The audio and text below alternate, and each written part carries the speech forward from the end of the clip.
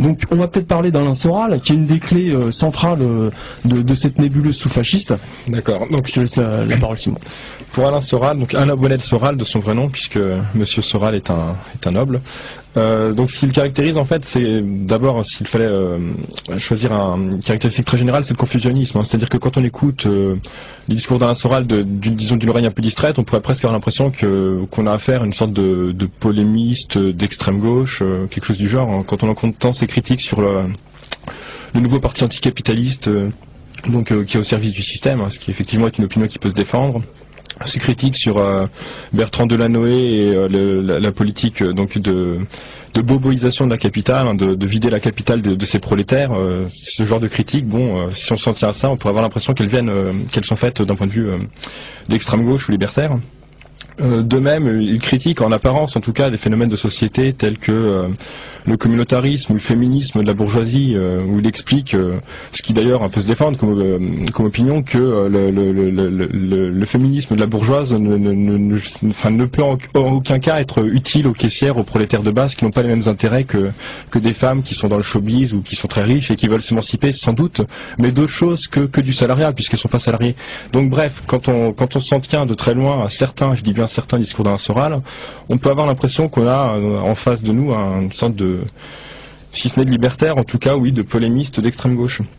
Mais plus on rentre dans les détails, et plus on s'intéresse à la fois à son parcours politique, sa trajectoire et au discours qu'il tient, et plus il est flagrant qu'on a en face de nous quelque chose qui ne relève pas de l'extrême gauche ou de quoi que ce soit de ce genre-là. En fait, on peut reprendre l'expression utilisée, il s'inscrit pleinement, c'est même le chef de file, s'il fallait en trouver un, de ce qu'on pourrait appeler le sous-fascisme.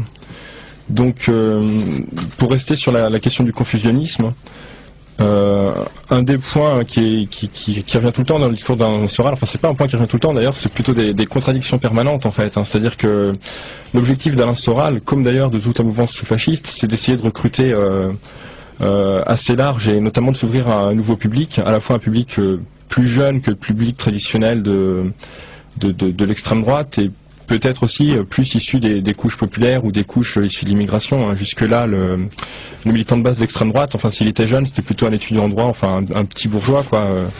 Là, on a fait autre chose, quoi, avec Alain Soral. Enfin, je ne sais pas si ça marche, mais en tout cas, il essaye. Et donc, on a des discours, par exemple, tournés contre la police ou contre l'armée, en apparence.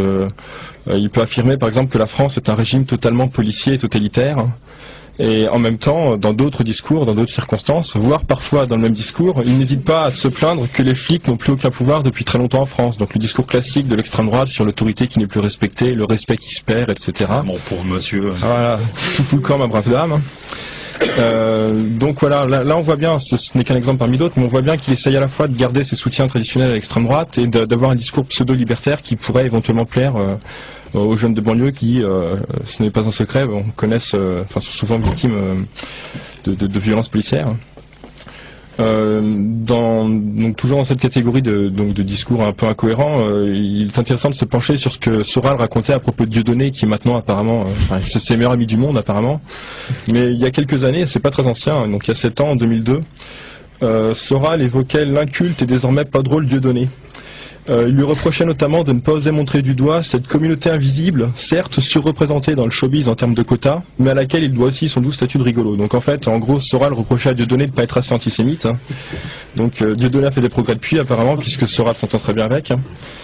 Donc de manière plus générale, au-delà du seul cas Dieudonné, on voit que Soral a compris que, en gros, il n'y avait pas d'espoir pour l'extrême droite si on s'en tenait à un public traditionnel de cathos traditionnalistes.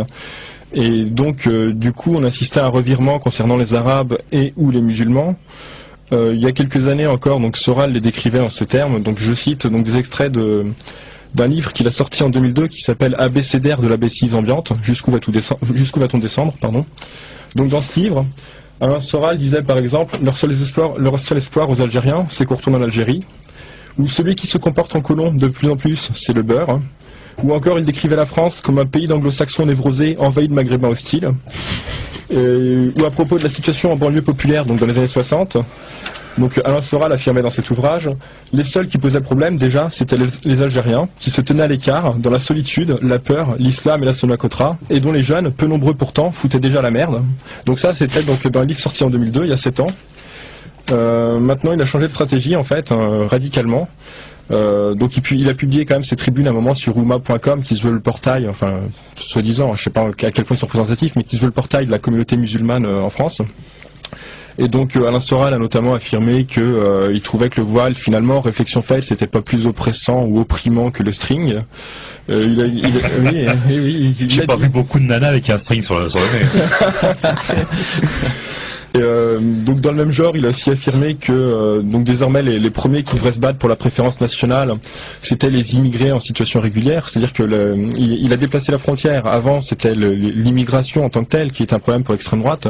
Désormais, c'est seulement les immigrés sans papier, ce qui permet éventuellement, enfin c'est pas éventuellement là, c'est sûr, ce qui permet de récupérer tous ceux qui sont d'origine étrangère, ceux issus des minorités visibles, mais qui sont en règle. Tout cela, Soral essaye clairement de les récupérer en disant, étant donné que vous êtes plutôt dans les métiers les plus bas au sein de l'échelle sociale, vous êtes les premiers concernés par l'immigration illégale, donc en gros rejoignez-nous, soyez fachos. Bah oui, parce que qui est-ce qui va faire les travaux pour Bouygues après si on trouve des gens qu'on peut payer encore moins cher, qu'on peut faire venir sans papier, franchement. Comment le SDF, le Stade de France aurait été construit, franchement, le SDF. Fallait le trouver. Donc, enfin, je prends donc un dernier exemple concernant les contradictions qui sont omniprésentes dans les discours d'Alain Soral. Attends, toujours à ce sujet, j'en ai peut-être une pour compléter sur les Arabes.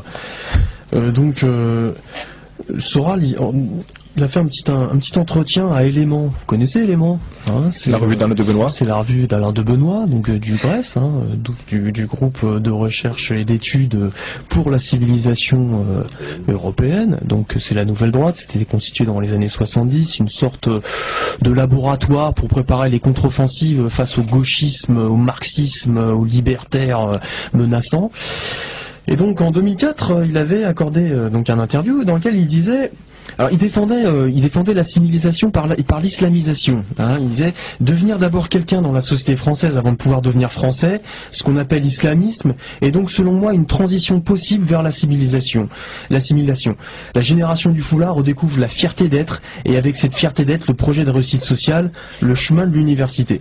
Le petit problème, c'est que le 11 novembre dernier, il y a eu un rassemblement de différents petits partis d'extrême droite à la droite du Front National, pour beaucoup des transfuges, des gens qui ont été exclus. Et donc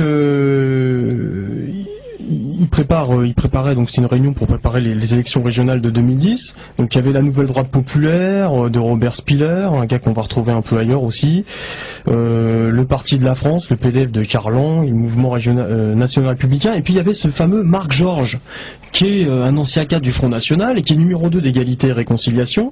Et alors durant cette journée, on a toute la journée donc clamé donc l'urgence à se rassembler face au péril de l'islam, à l'invasion, l'immigration et à la nouvelle internationale révolutionnaire islamique. Donc là, à mon avis, c'est encore empêtré dans les contradictions insurmontables.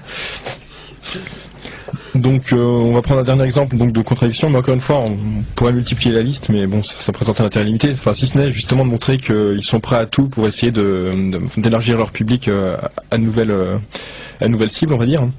Donc Alain Soral par exemple se plaint en permanence que ses opposants citent des références des années 30, donc je suppose qu'il fait référence aux gauchos qui citent Trotsky ou aux anards qui citent Kropotkin ou je ne sais qui, sauf que lui-même en fait parsème ses conférences de références parfois explicites à des pacifistes des années 30, hein, donc des gens comme Déa, comme Jacques Doriot, comme Fernand de Pénon. Oui, il l'a fait. Pétain. Non, mais Doriot, c'est son modèle. Hein. Les pacifistes. Et transfuge de la gauche là-dedans. Et donc finalement, Je m'étonne. Et donc finalement en fait on voit bien la contradiction, hein. C'est-à-dire que lui-même fait ce qu'il reproche aux autres de faire, et en l'occurrence il faut préciser quand même pour ceux qui ne seraient pas calés en histoire que Doriot, Déa et Fernand de Brinon n'étaient pas que des pacifistes des années 30, c'était surtout des collabos des années 40-45, mais enfin 40-44.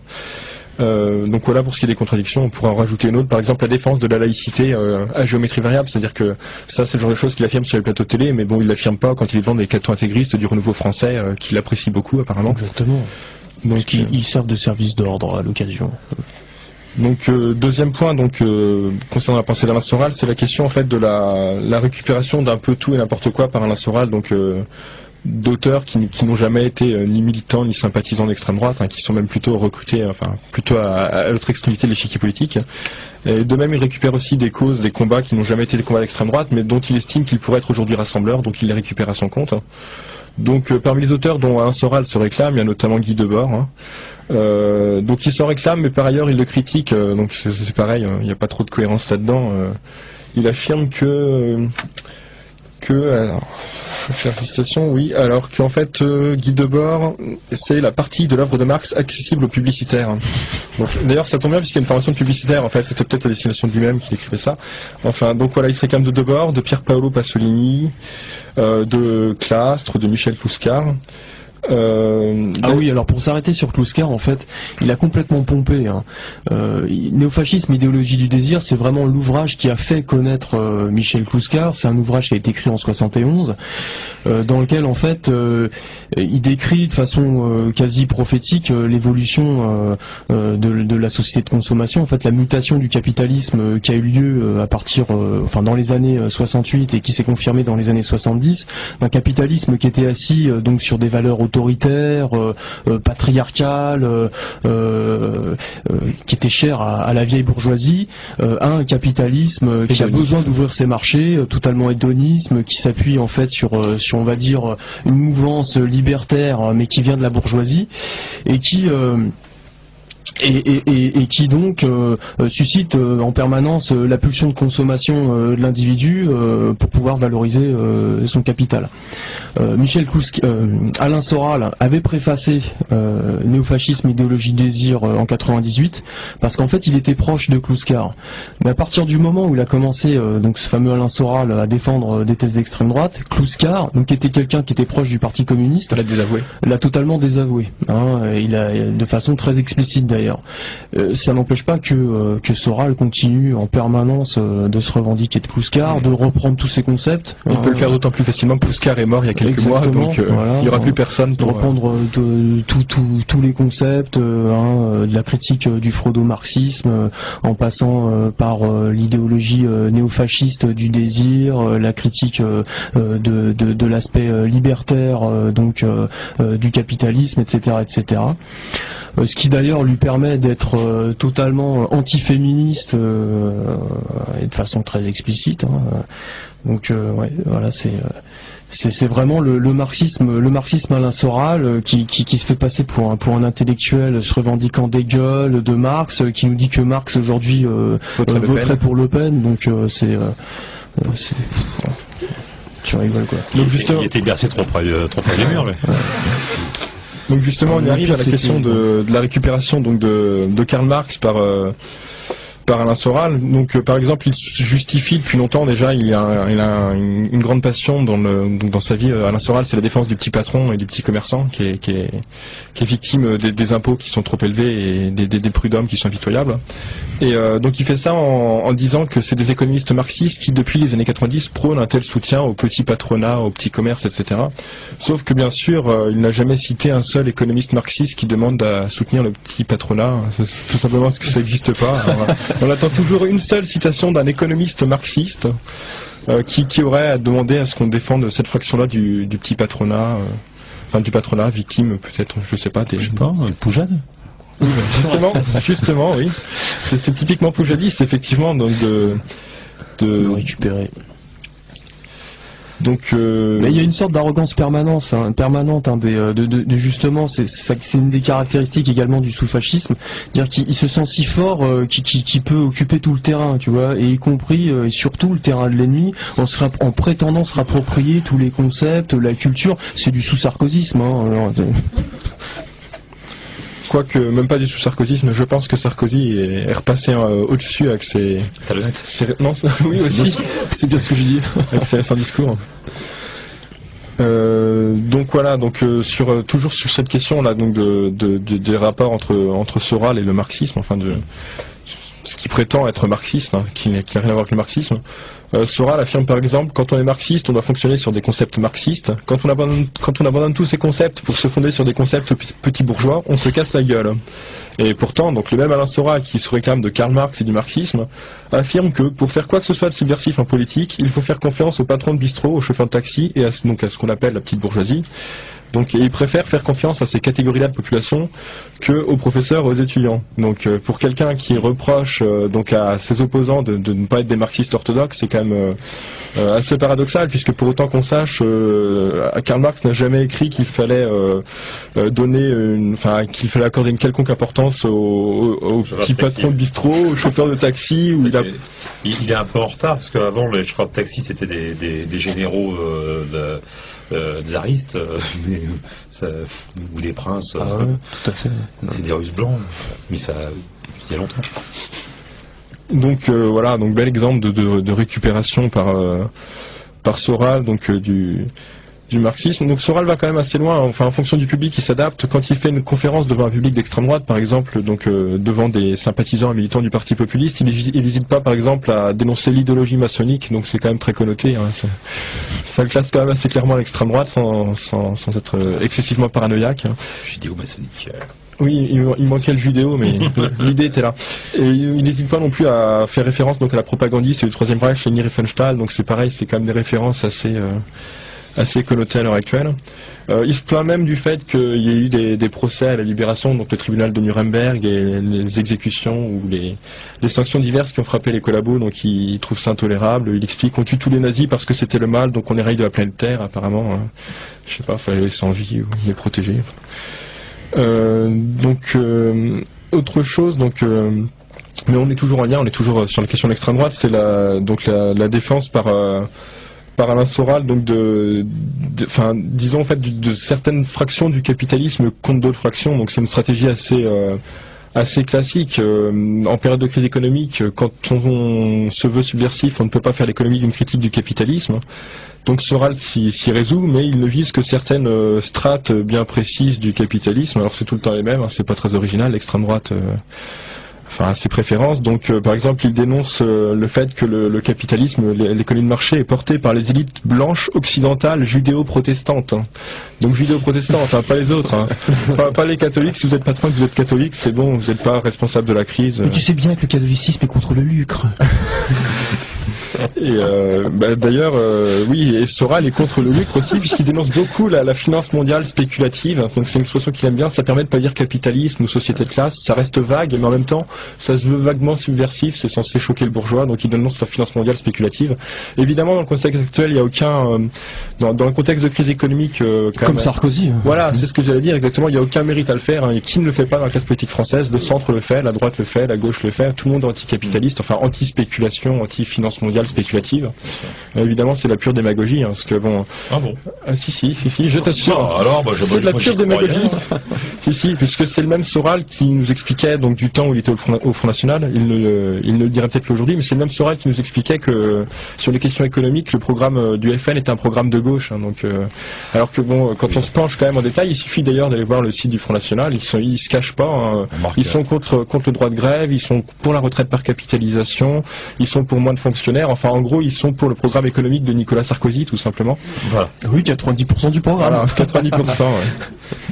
Donc en fait, Nicolas Sarkozy a vraiment pompé Soral, quoi. Ouais, il devrait demander des droits d'auteur ou quelque chose, parce que. Ouais. Peut-être faire une petite pause, non? Ouais. On va la faire cette petite pause. Radio Libertaire 89.4, la voix de la Fédération anarchiste, l'émission de la CNT Énergie, et donc je rends la parole à Vincent, à Bernard et à tous nos amis. Voilà. Qui veut reprendre la parole? On va peut-être continuer sur le cas Soral. Je m'excuse d'avoir parlé un peu trop vite à un moment donné, hein, surtout dans la lecture des petits textes là. Oui, tu t'es emballé à un moment donné, mais bon, c'est pas grave, t'as les bons freins. Donc sur Soral, donc tellement de choses à dire. Ouais, et on va pas avoir le temps d'ailleurs. Des caractéristiques d'Alain Soral, c'est pas surprenant, c'est l'antisémitisme. Donc un social-démocrate allemand au XIXe siècle disait que c'était le socialisme des imbéciles. C'est toujours aussi vrai, hein. Donc c'est de manière générale, on en a parlé dans l'introduction sur qu'est-ce que le sous-fascisme. Un des points communs à tous les sous-fascistes, c'est le prétendu antisionisme, dont on comprend bien qu'en fait il n'a rien à voir avec le conflit israélo-palestinien et ce qui se passe réellement au Proche-Orient. C'est qu'un masque, un prétexte. Donc on va pas rappeler les déclarations d'Alain Soral, hein. D'ailleurs il a été condamné pour certains de ses propos en justice, hein, sur la question.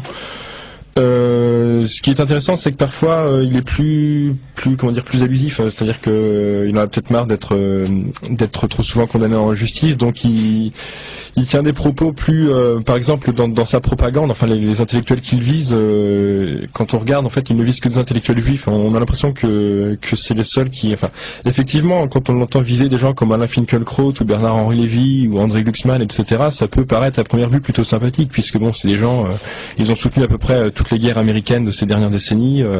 Avant, ils étaient maoïstes ou staliniens, ils étaient déjà des ordures. Maintenant, ils sont d'extrême droite, ils se cachent même pas. Donc, effectivement, mais il n'en reste pas moins vrai qu'on se pose des questions, puisqu'il y en a plein d'autres qui sont tout aussi dégueulasses, hein, et dont Alain Soral ne parle jamais.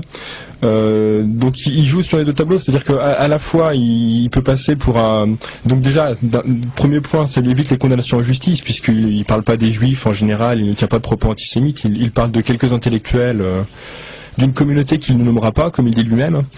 Et donc ça lui évite les condamnations pénales, et puis surtout ça lui permet de passer pour un type qui ose s'en prendre aux puissants, alors qu'en fait, en ne visant que des intellectuels à l'origine ethnico-religieuse supposée commune, ça lui sert surtout à épargner la bourgeoisie dans son ensemble. Surtout des marionnettes médiatiques. Voilà, oui, des clowns médiatiques. Mais il est sur son terrain. Oui. Bah, c'est des concurrents en fait, c'est pour ça qu'il les déteste, c'est ça. Ils sont plus forts que moi. Ils ont plus d'expérience, ils ont commencé il y a longtemps. Ils ont commencé de bonne heure, ouais. C'est sûr. Et d'ailleurs, ça permet de faire la transition, puisque le point commun justement entre Soral et ces gens-là, c'est que c'est tous d'anciens Stal ou d'anciens Mao. Soral, donc c'est un ancien stalinien, il est passé par le Parti communiste, et il en a gardé de graves séquelles, puisque il considère encore aujourd'hui, hein, en 2009, ou du moins il y a peu de temps, il considère encore que la CGT c'était un réseau de résistance ou d'opposition traditionnelle. Alors que bon, quand on se penche sur l'histoire de la CGT, ça fait au moins depuis 1936 qu'elle est dans le camp d'en face. Donc soit Soral est nul en histoire, soit je sais pas, il a des affinités particulières avec Bernard Thibault et avec ses prédécesseurs à tête de la CGT. Eh ben, on va le balancer à son dos. Donc dans la même veine, hein, toujours concernant le stalinisme de Soral, il y a la dénonciation classique du capital apatride et du capital nomade. Donc la thèse elle est classique, hein, ça reprend en fait ce que racontait Staline à propos de ces théories du socialisme dans un seul pays, quoi, hein, c'est-à-dire que par opposition au capital, aux capitalistes qui ne connaît pas de frontières, qui est cosmopolite, hein, qui se joue des frontières entre États, donc les travailleurs, eux, se doivent d'être nationalistes par opposition au capital apatride. Donc c'est bien joli tout ça, mais c'est peut-être ce que racontait Staline, mais ça n'a rien à voir avec le marxisme, hein. Pour rappel, le manifeste du Parti communiste se termine par un appel à l'union des prolétaires de tous les pays, quoi, hein. Pas chacun chez soi, ou une version déformée du marxisme, c'est du stalinisme en fait, hein, tout simplement. Et concernant donc Alain Soral, il ne se contente pas de faire l'apologie donc du stalinisme, hein. C'est de manière générale tous les régimes, ou la plupart des régimes répressifs qui ont ses faveurs, hein. C'est quand même un trait marquant chez Alain Soral. Tout ce qui est autoritaire, mais qui semble en apparence s'opposer à l'impérialisme américain, est aussitôt classé comme régime je ne sais quoi, régime alternatif ou régime anti-impérialiste. Donc ça aboutit quand même à ce qu'Alain Soral ait pris la défense, par exemple, donc de la Russie de Poutine, hein, qui est présentée comme une puissance alternative. Poutine, donc, quand on regarde dans la propagande de l'égalité et réconciliation, Poutine est vraiment présenté comme un symbole, quoi. La réalité c'est que c'est un ancien du KGB qui a rétabli le capitalisme privé en Russie, qui a privatisé ce qui restait à privatiser, notamment les chemins de fer, qui a saccagé ce qui restait du système de retraite de l'ex-Union soviétique. Donc voilà, hein, Soral présente ce type, comme ça montre bien d'ailleurs ses conceptions sociales, hein, et le camp en termes de classe sociale duquel il parle quand on voit qu'il fait l'apologie de Poutine. Donc il s'arrête pas là, hein, il était aussi un grand fan du régime du défunt Saddam Hussein, qui est présenté pareil comme un chef d'État d'une puissance alternative, alors que bon, Saddam Hussein c'était tellement une ordure qu'il a réussi l'exploit d'avoir à la fois le soutien de l'Union soviétique stalinienne et des États-Unis et de la France bien sûr. Donc Voilà. Alors, ça on en parlera tout à l'heure si on a le temps. C'est ce fameux alter-impérialisme que défendent en fait largement tous les sous-fascistes, du réseau Voltaire en passant par le mouvement des indigènes de la République, Alain Soral, qui est un peu la marionnette chef de tout ça. Il y a un cas vraiment, c'est le cas du réseau Voltaire qui est un cas extrêmement explicite quoi. On en parlera tout à l'heure où là on a un retournement de situation, on va dire au début des années 2000 après les attentats du 11 septembre et après juste après l'invasion, pendant l'invasion américaine en Irak où le réseau Voltaire devient une officine de diplomatie parallèle de la France chiracienne. C'est pas moi qui le dis, ce sont des gens comme Michel Sidbon, qui a été fondateur du réseau Voltaire en 1994. Donc ce réseau Voltaire qui défend les positions de Chirac contre l'impérialisme américain, qui compare le discours de Chirac en 2004 à celui de Gaulle sur l'indépendance de la France. Réseau Voltaire qui se rapproche également fin 2004 des services chinois. On en parlera également tout à l'heure, de l'Iran, de la Syrie, du Liban, des organisations comme le Hamas et le Hezbollah sont en permanence adulées par les indigènes de la République, par Kémy Séba, par tous ces mecs-là, comme des organisations de résistance face à l'empire américain, le grand méchant, qui vient tout détruire. Excuse-moi, je te laisse continuer. Justement, le régime le plus consensuel, c'est celui que tu as évoqué, c'est la République islamique d'Iran, en fait, qui est effectivement à la fois, le soutien, je pense que, donc de Dieudonné, qui était en Iran il y a quelques jours, d'Alain Soral, bien sûr, donc toute cette mouvance égalité et réconciliation, mais aussi effectivement donc des islamo-gauchistes, donc le principal noyau de cette tendance c'est le mouvement des indigènes de la République, mais également certaines tendances pseudo-trotskistes type socialisme par en bas, socialisme international, tout ça au nom de l'anti-impérialisme. Donc ça amène à soutenir donc un impérialisme en fait qui est aussi une puissance impériale mais minoritaire contre l'impérialisme américain qui serait pire que les autres ou Corée de nature, qui ferait qu'en gros tout régime qui s'oppose à lui est systématiquement classé comme régime méritant le soutien donc de toute la mouvance sous-fasciste. D'ailleurs, pour l'anecdote, ils se sont vraiment vautrés dans le ridicule. C'est le réseau Voltaire qui, en plein mouvement social de masse, en pleine manifestation monstre en Iran, affirmé que nous expliquait qu'en fait, c'était téléguidé par la CIA et que grâce à une organisation par le biais de l'utilisation des téléphones portables, ils avaient réussi à mettre des millions de gens dans la rue contre le pauvre régime iranien qui tente de résister à l'invasion américaine, d'ailleurs qu'on attend toujours maintenant depuis 4 ans quoi. Ça fait 4 ans qu'on nous l'annonce. Donc là c'est vraiment on confine là au ridicule. Un mec comme Michel Collomb, pareil, qui est invité sur les plateaux de télé, sur France 3, etc. C'est le spécialiste, spécialiste de la défense du régime iranien, spécialiste de la défense du régime criminel d'Hugo Chavez. On avait fait une émission, je me souvenez, en 2006, où on disait qu'en fait, évidemment, le régime d'Hugo Chavez n'a jamais été, c'est le régime qui a le plus ramené de multinationales sur le sol vénézuélien, qui livre en partie, ou une bonne partie de la forêt vénézuélienne aux rapaces chinois, américains également, avec Chevron, Exxon, qui massacre à coups de tronçonneuse des Indiens dans la forêt vénézuélienne, qui déplace des cimetières, qui déplace des populations entières pour pouvoir exploiter le gaz, le charbon et le pétrole. Donc c'est très intéressant. Il faudra demander aux libertaires vénézuéliens, nos amis del Libertario, ce qu'ils en pensent, qui sont fait tirer dessus il y a 3 ans au 9 mm. Voilà. Donc le dernier point concernant Alain Soral, ça va de soi, mais bon, c'est toujours bien de le rappeler. Donc c'est son arrivisme et sa haine de classe. Son arrivisme, parce que c'est un type qui quand même, si on en croit sa biographie officielle, c'est lui qui le dit, il est quand même parti du mouvement punk au départ. Il est parti du mouvement punk pour se retrouver publicitaire quelques années plus tard, à moins qu'il ait fait les deux en même temps, mais bon, ça paraît difficile à concevoir. Là, il s'est retrouvé stalinien, donc... Nos futurs. Nos futurs, il s'est retrouvé stalinien dans les années 90.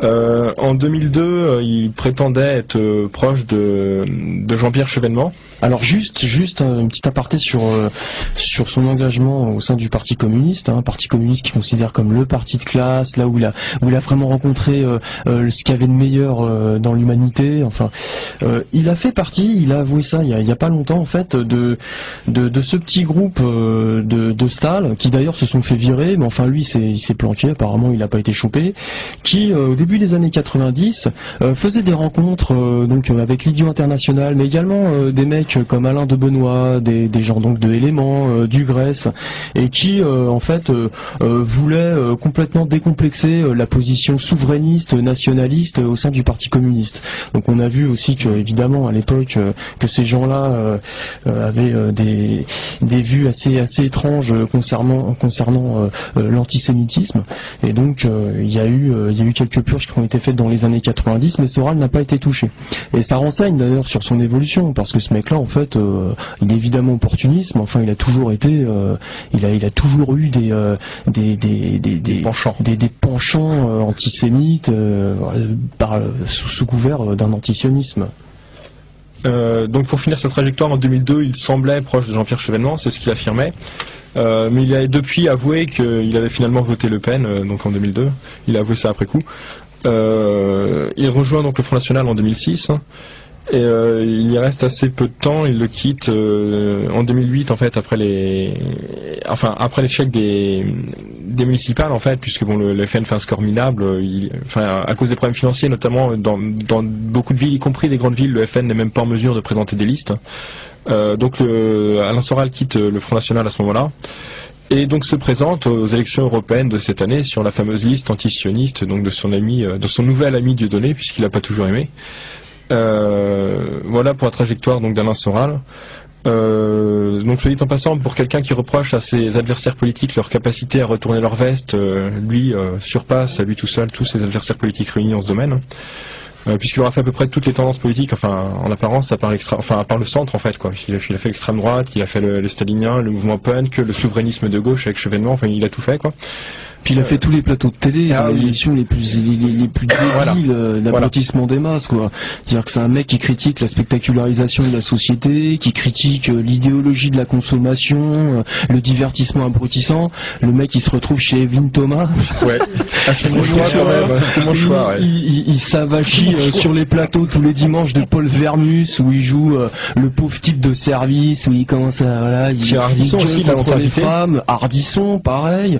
Donc Mireille Dumas, où il raconte sa vie, il nous parle de sa sœur actrice, qu'il aimait pas son père, qu'il voulait pas... Enfin, non, c'est une catastrophe le mec là. Et oui, par contre, il critique les émissions d'Arthur et Stéphane Bern, hein, donc c'est celle-là particulièrement. Et peut-être parce qu'il est pas passé, tout simplement. Ouais. Il a peut-être pas tenu le droit, donc je sais pas, peut-être qu'il était frustré, du coup il s'est vengé sur eux. Mais effectivement, donc c'est ça, hein, c'est tout le paradoxe quand même du type qui critique, qui prétend reprendre à son compte la critique de Bordienne de la société du spectacle et qu'on voit sur tous les plateaux télé depuis déjà depuis presque une décennie, quoi. Il devrait faire Koh-Lanta. Pourquoi pas. Faudrait l'envoyer en Russie, tu sais, en Sibérie. Donc sur Alain Soral, on a à peu près fait le tour. C'est quelqu'un qui a un ego assez... D'ailleurs, il s'en plaint, enfin, il cache pas lui-même que son objectif c'est de passer à la télé, hein, puisque, bon, je vais vous le citer, là, on voit quand même le type qui angoissait à l'idée, éventuellement, un jour, de ne plus passer à la télé, de ne plus être interviewé, de passer à la radio, etc. Hein, il dit... si vous ne faites pas ce qu'il faut, vous êtes progressivement marginalisé, c'est-à-dire que vous ne pouvez plus passer dans les grands médias, vous êtes un peu mal vu. On voit bien ceux qui peuvent se maintenir et ceux qui sont marginalisés, et pourquoi. Et cette marginalisation, elle est au niveau des médias, évidemment, c'est-à-dire qu'on est disqualifié, on n'est plus invité, etc. Moi, on voit très bien d'ailleurs que je passais beaucoup dans les émissions, mais à un moment donné, on ne m'a plus vu, et c'est là qu'ils commencent à s'inquiéter. D'ailleurs, les gens ne se posent même pas la question, tiens, on ne vous voit plus, donc ils risquent de retomber dans l'oubli. Donc apparemment, il manque pas à grand monde, hein, il l'avoue lui-même, puisque les gens ne se demandent pas pourquoi il passe plus à la télé, donc c'est qu'on peut vivre sans Alain Soral. Donc voilà, je pense qu'on a fait le tour sur Alain Soral. On peut faire une petite pause, on va